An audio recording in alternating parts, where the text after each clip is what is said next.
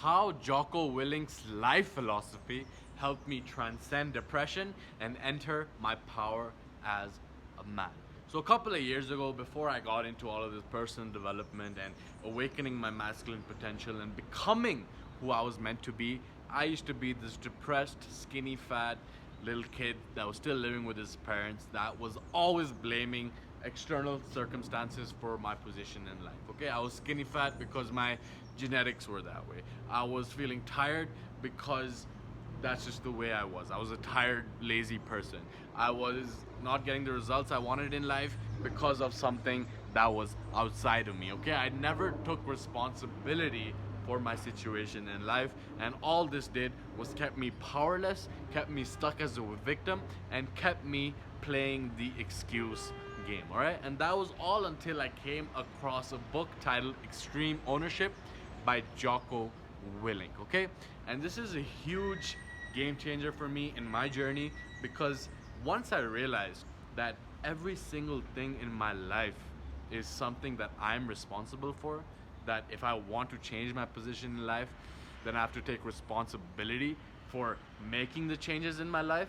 That is what made this shift for me. Okay, that is when I realized that if I was to actually change my situation in life, that I couldn't be playing the victim anymore, and that I had to take extreme ownership of everything. And what I really learned from Jocko Willink at the end of the day is that with extreme responsibility comes extreme power.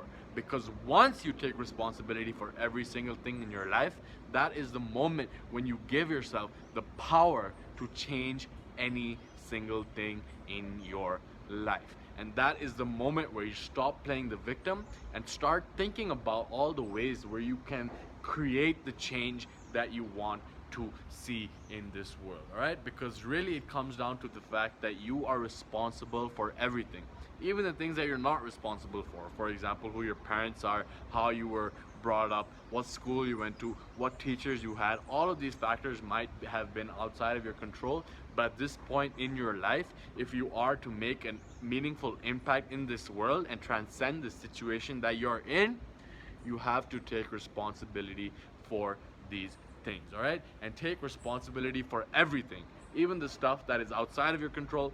Realize that even if you're tricking yourself to some extent, if you take responsibility for it, you are giving yourself the mental framework to actually do something about it rather than complaining about it.